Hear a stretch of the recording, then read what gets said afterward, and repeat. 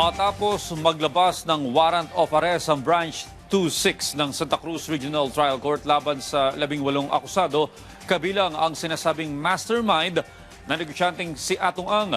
Patuloy ngayon ang mas pinigting na paghahanap ng mga otoridad sa mga sangkot sa kaso ng mga nawawalang sabungero. Humingi tayo ng update mula kay Ryan Lisigas live. Ryan?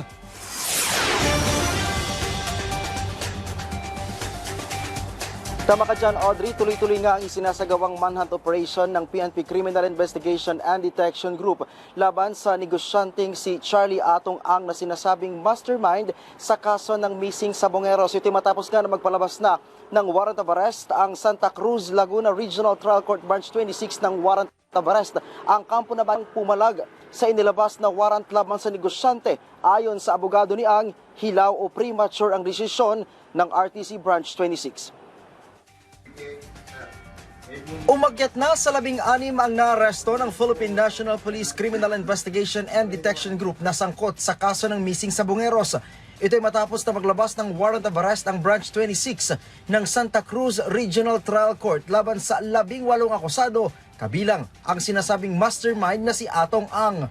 We have received 2 warrant of arrest sa kaso ni Atong Ang. The warrant of arrest consists of 5 counts for kidnapping with homicide and another 6 counts na warrant of arrest for kidnapping and serious illegal detention. Ayon kay CIDG Director Police Major General Robert Alexander Morico, kabilang sa unang naaresto ang 9 na pulis na naka-restrictive custody na bago pa man lumabas ang warrant. Nasa kamay na rin ng PNP ang 7 tauhan ni Ang, kabilang ang ilang security guard nito. Sa ngayon, sinusuyod na ng mga operatiba ang mga property ni Ang kung saan unang pinuntahan ng CIDG ang bahay nito sa Pasig. Hinahanap na rin ang natitira pang mga akusado, kabilang ang isang dating pulis. I asked Mr. Atong Ang to peacefully surrender na lang. We have several ongoing ngayon ng manhunt. There are several properties niya po in Metro Manila as well as in Region 4A na ongoing yung ng tauhan namin. So it will be continuing. Babala ng PNP sa mga magtatangkang magkanlong o haharang sa gagawing pag-aresto. It is a lawful order coming from the court.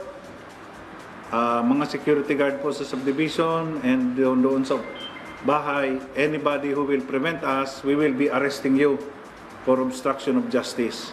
Ang pamilya ng mga biktima, ipinagpasalamat ang pagpapalabas ng warrant ng korte laban kay Atong Ang at 17 iba pang akusado. Kami po ay talagang hindi nawalan ng pag-asa at lalong nagsumikap para talagang magtiyaga, mag-antay para makamit itong justice na to. Salamat sa mga tumulong at talagang kami ay natutuwa, lalo na sa mga media na talagang tinutukan itong kasong to upang ma-serve na itong warrant of arrest dito. Sana maipatupad sa lalong mas madaling panahon.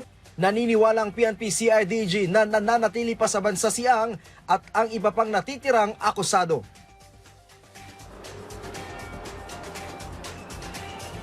Audrey, sa mga oras na to o sa kapapasok lamang na balita, isa pa doon sa 18 akusado ang tuloy na ring napasakamay ng mga tauhan ng Criminal Investigation and Detection Group. Ito yung dating pulis na sangkot din sa kaso. Ibig sabihin, Audrey, isa na lang ang hinahanap at ito ay ang negosyanteng si Charlie Atong Ang.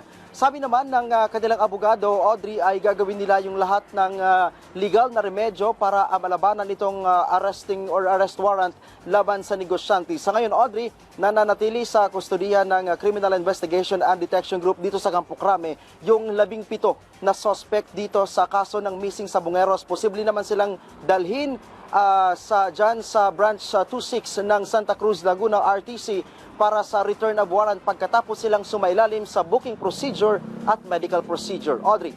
Okay, Ryan, ano yung pahayag ng abogado ng kampo ng negosyanteng si Charlie Atong Ang patungkol sa kinaroroonan niya?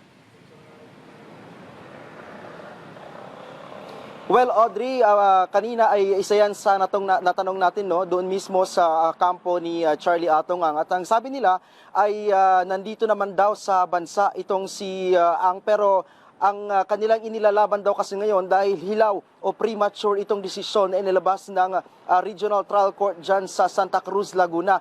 Yan din, Audrey, ang sinasabi ng Bureau of Immigration at sinasabi nila na wala silang record na nakalabas na ng bansa itong si Atong Ang. Maging ang CIDJ ay sinasabi na base sa kanilang radar, nananatili pa rin sa bansa ang negosyante. Audrey. Ang ibig bang sabihin nito, Ryan, ang sinasabi ng abogado ng kampo ni Atong Ang na maging sila ay hindi nila alam ang kinaroroonan ng negosyante?